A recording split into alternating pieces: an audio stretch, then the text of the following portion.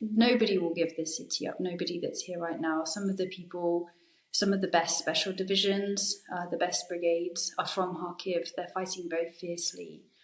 And the notion that it's of symbolic importance beyond just Kharkiv as well, in the sense that Kharkiv is or was a largely Russian-speaking city after the Russification policies of the Soviet Union. It's a city that Russians insist is Russian, and it's a city that actually shows the lie of all Russian propaganda, because you have this, probably still primarily Russian-speaking city refusing to give in. It fought so bravely in 2022, and it will continue to fight bravely. Hello and welcome to Frontline for Times Radio with me, Kate Gerbeau. And this time we're joined from Ukraine by Dr. Jade McGlynn, a research fellow from the Department of War Studies at King's College London.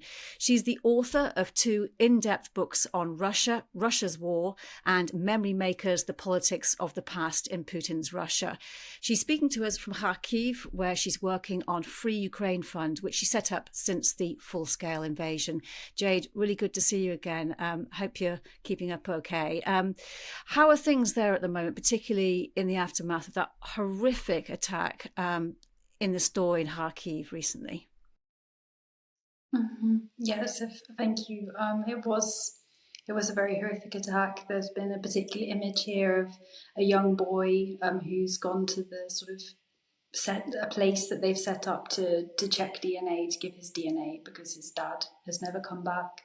They're still digging out or working through the ruins there at the sort of epicenter. It's kind of a bit like a B&Q. It's not far from where I normally am.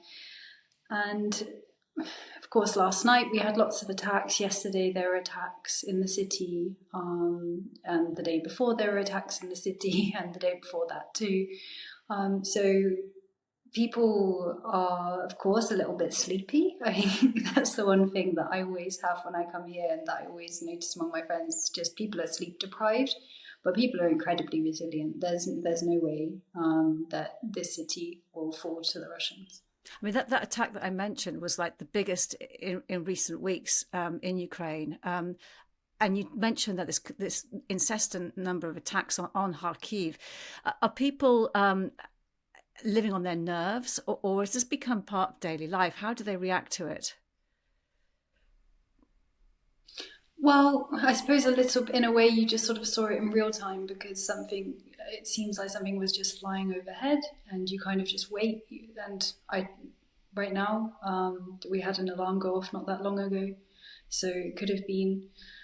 And as I did just then, you sort of look up, you wait, you see, you realize that it's not going to hit you, and then you just get on with your life. There's not really another option, because sometimes the air raid alarms here are 20 hours long. You're not really going to get anything done. And also, we all know, those of us who are here or involved sort of with the army, that the Russians are about 3 to 5 kilometers away from being able to bring in heavy artillery to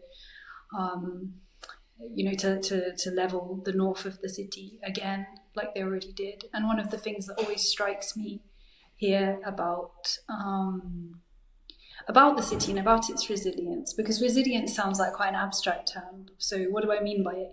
I mean that a house will be destroyed, then the rescue workers will come, and within 30 minutes, things will start being tidied up, things will start looking normal again. I mean that when I go to all of the parks here, the flowers are so beautifully done and beautifully arranged. So yes, you react. Of course, it's frightening. Of course, it's frightening to hear things go boom, bluntly. But firstly, it has to be put into consideration of what the guys just a few kilometers north are going through, in order to fight, in order to stop and to slow the Russian advances. And secondly, it also has to be measured against that need to just carry on, that need to live. Because there has to be something to fight for as well, and that's also important. And going about your daily life there at the moment, I mean, do you get a sense that people are determined to stay and defend the city, or are there many people trying to get out at the moment?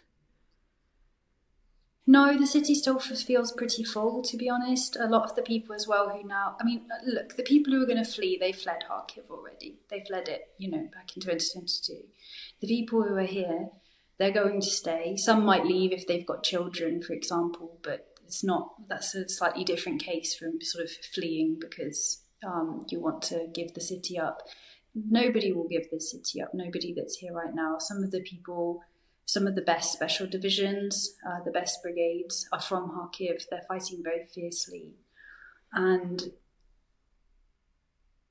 the notion that it's of symbolic importance beyond just Kharkiv as well, in the sense that Kharkiv is or was a largely Russian-speaking city after the Russification policies of the Soviet Union. It's a city that Russians insist is Russian. And it's a city that actually shows the lie of all Russian propaganda, because you have this, probably still primarily Russian-speaking city refusing to give in. It fought so bravely in 2022, and it will continue to fight bravely. One of the difficulties, on the other hand, is that we were just speaking with some soldiers here. And they were talking about sort of all of their different friends who have died, and they're all from a sort of, I suppose, like patriotic movements. They all met either in the Orange Revolution or, if they're a bit younger, during the Revolution of Dignity in 2014.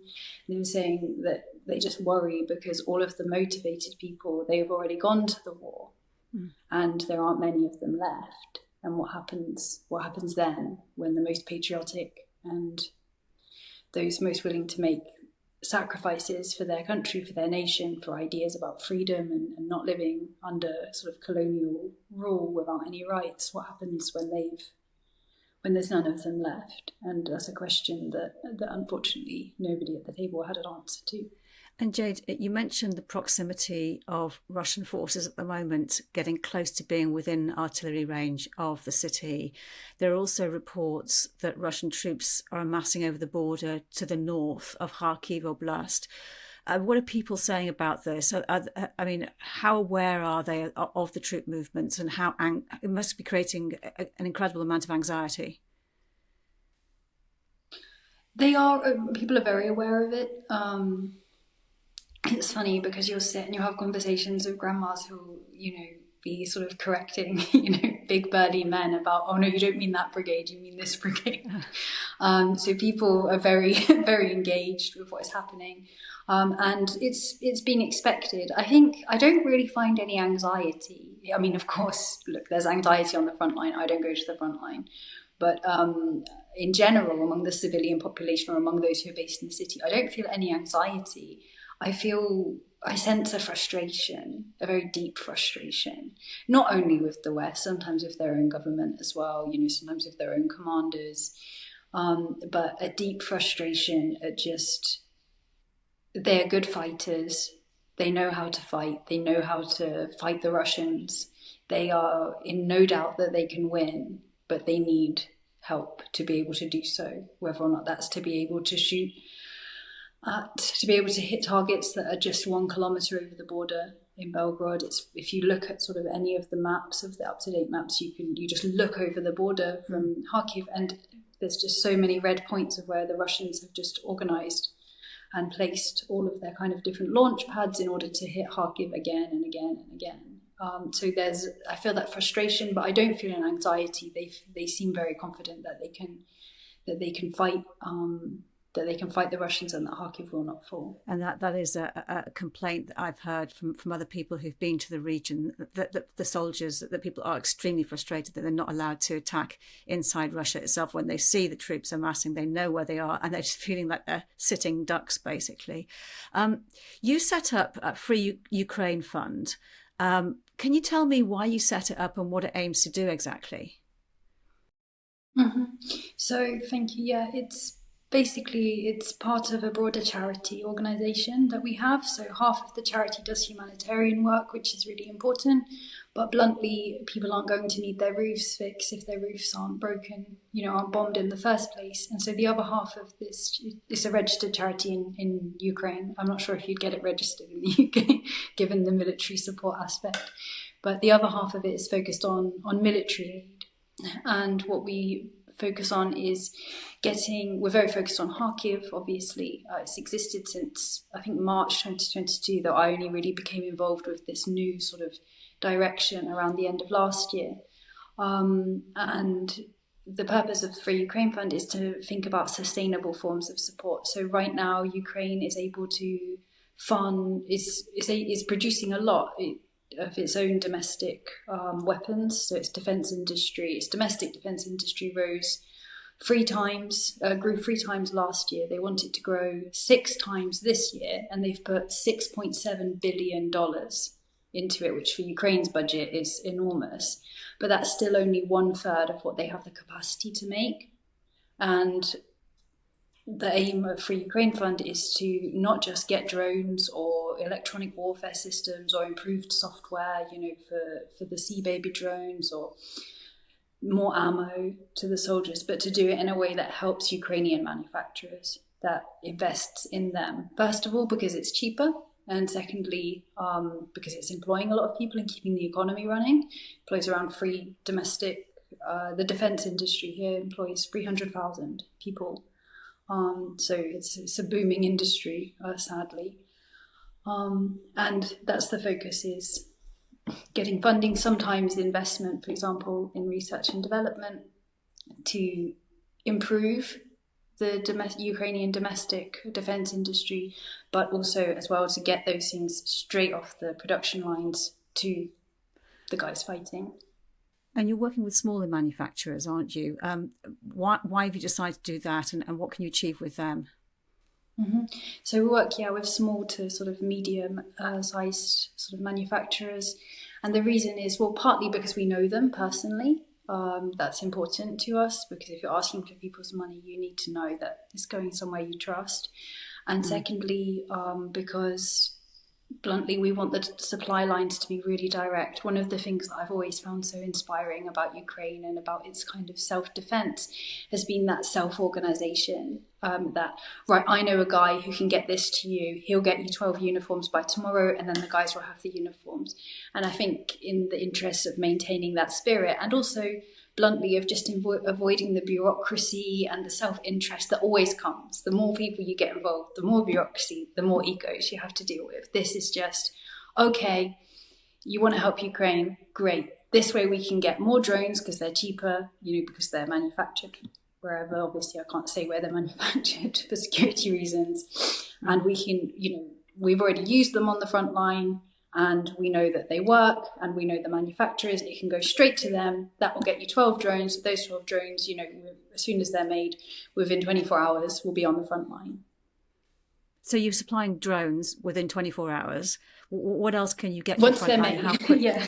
Once they're made. So from the point where you're told we need this, how quickly, and what is it, and how quickly can you get it to the front line?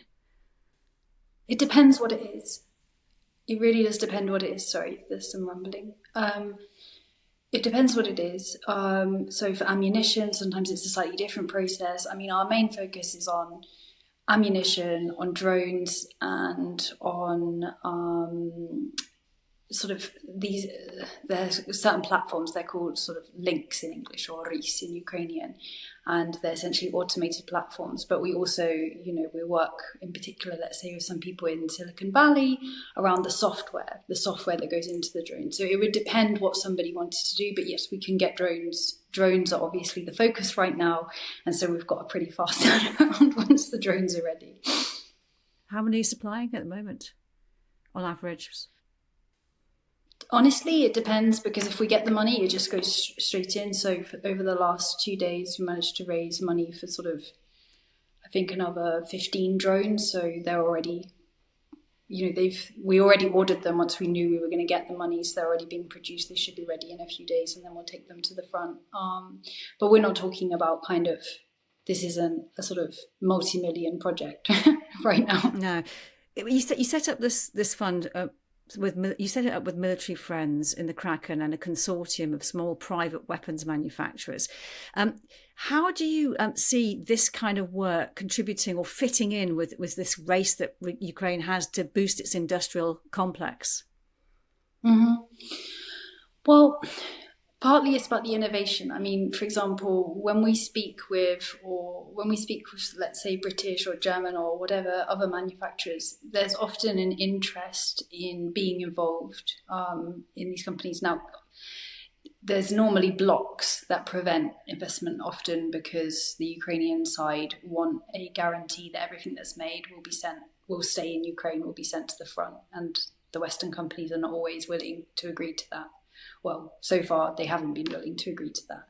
So that's a big block. But in general, there's a big interest because the amount of innovation that's going on here, that's going on in Ukraine, and particularly in terms of the software side and the electronic warfare elements, is fascinating. I won't pretend I'm not a specialist. I'm really not a military specialist. I'm just doing this because I found I could make connections that could be useful to the war effort, and I want Ukraine to win the war. It's very simple. But you don't have to be a specialist to understand that there are some really exciting things going on here for people who do know what they're talking about when it comes to electronic warfare and drones and like the real technicalities of it. So I guess part of it is about finding avenues to give some of our manufacturers, for example, the space to make these new changes. Part of it is as well about just introducing them to people who might, because of course it's really difficult for them because they have to follow such strict security guidelines. They can't really that easily talk or invite people. They can't have that level of trust that they can just, speak all that easily in public. And so they kind of do need some representation as well in terms of being able to make some of the connections that they would like to make. Plus they're very busy, right? Traveling to the front, working out how to improve their weapons.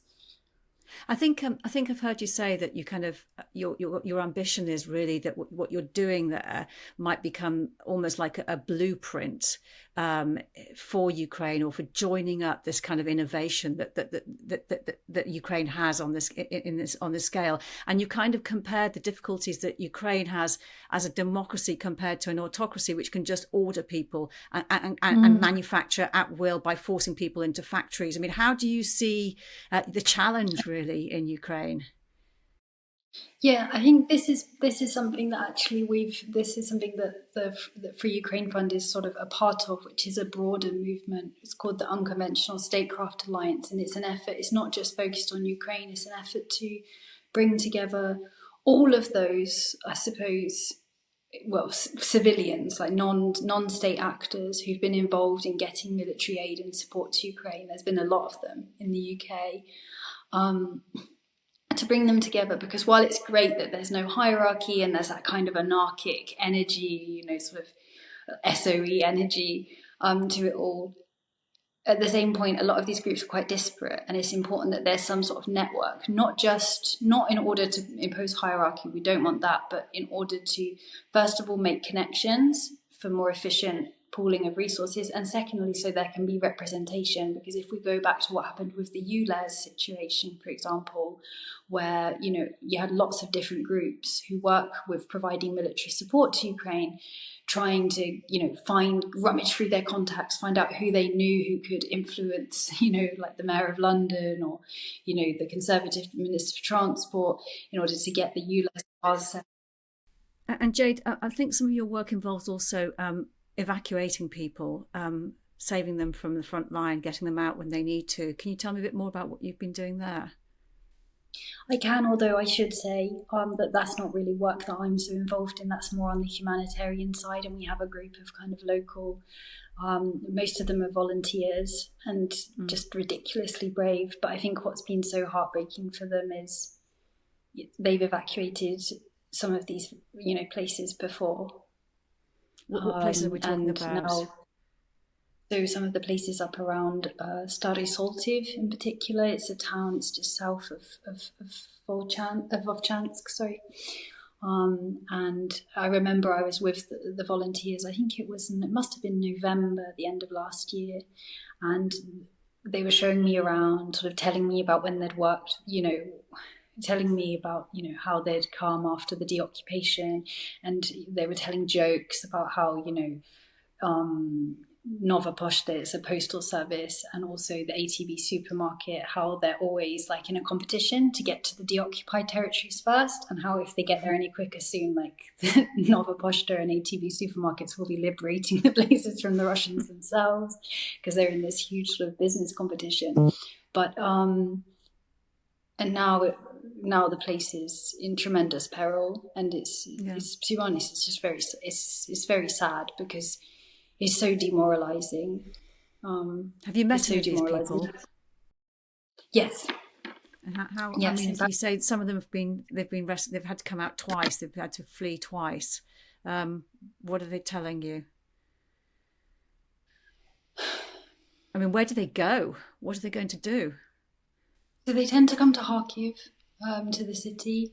There's a whole kind of system, but it's very, very difficult. It's very, very difficult because, people had been planting their flower beds, they had finally kind of been settling in, and now everything's up in the air again. And it's very hard to, I'm not a psychiatrist. There are psychiatrists here, and I feel sorry for whoever will be the psychiatrists of the psychiatrists here, because there's going to be a job. But people, I think it's demoralizing. It's demoralizing for the civilian population of these areas, because they feel, there is increasingly an anger at the West that they don't get it. Anger in a way makes it sound too sort of thought through. I think it's just a complete bewilderment of, okay, so you can help these other countries, but look what Russia is doing, and think of what will happen if Russia will win. I think there's just a real bewilderment at the complacency in the West of, why don't you get it? This isn't just about Ukraine, not because tanks are going to roll into Berlin after Ukraine, but because obviously Russia controlling all of the resources of Ukraine is an infinitely more powerful actor on the world stage. And the idea that it isn't then going to continue to poke Article 5 and other kind of collective security arrangements in the Euro-Atlantic space is... I just don't understand how anybody could look at what's happened over the last 10 years at a minimum and come to that conclusion. That's going to be the first thing they do. That's what they're constantly doing, whether or not it's, shifting the borders in the Baltic Sea, or, whether or not it's messing around with the underwater sea cables. There's this constant effort to say, how serious are you about Article 5? And I think I've said this before, I really don't want that question to be properly asked, because I was at a conference the other day, and I was speaking to the Swedish Minister of Defence, and he disagreed with me. He said, no, we are very serious about it. And that's great. I'm really pleased that Sweden is very serious about defending Estonia if Article 5 were to be provoked in a sort of semi-deniable way by Russia.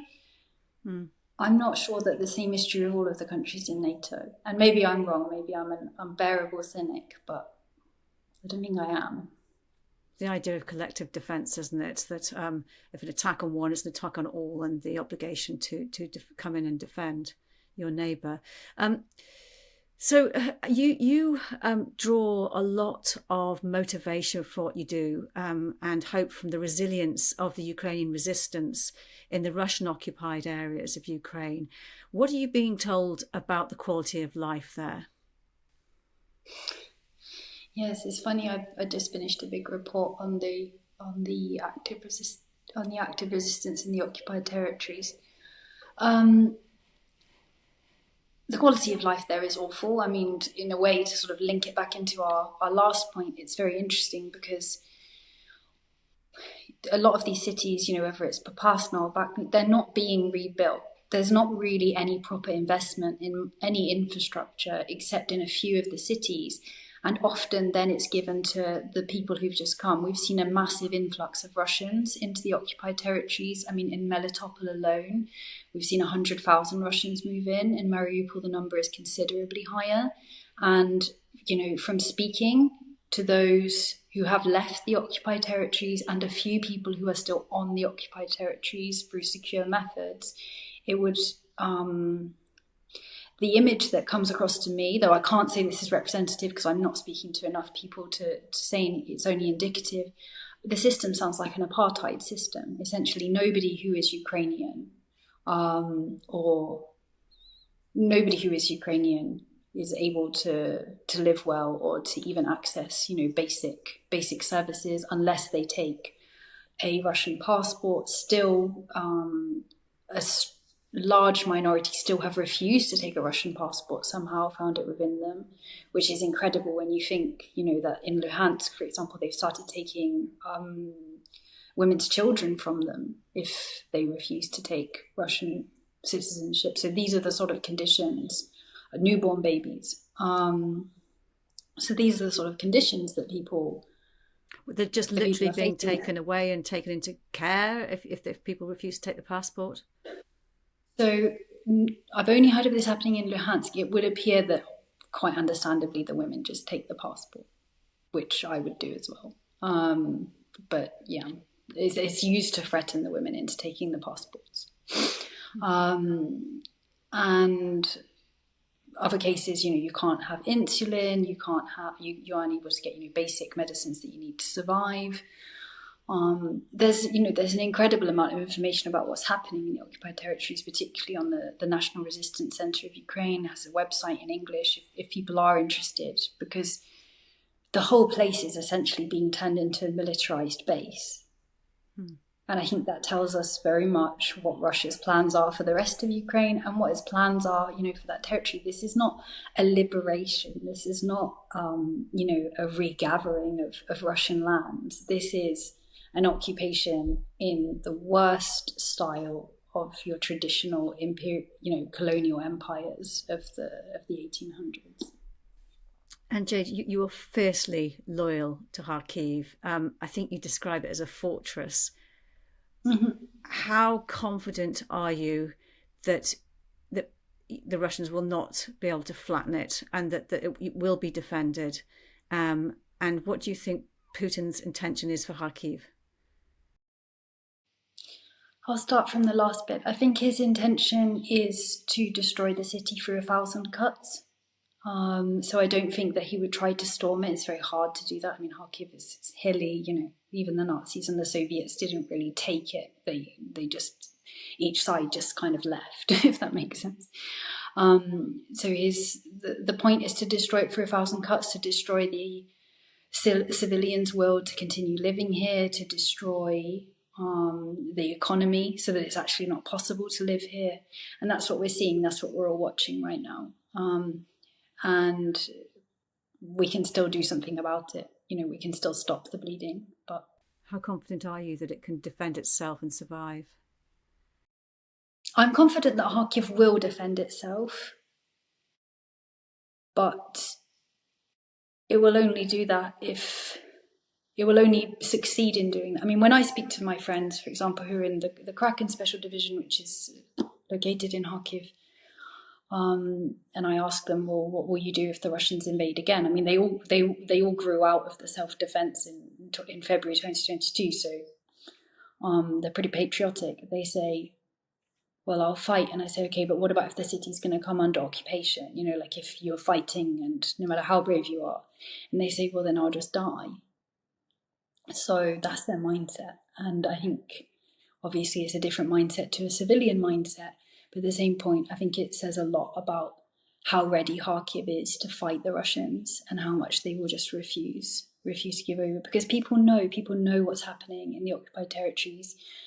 Everybody here we were just sitting and having a chat over some tea and cake a minute ago about a priest that a lady here knows who now no longer leaves his house in the occupied territories because whenever he does, he's taken and he's thrown into the basement and tortured.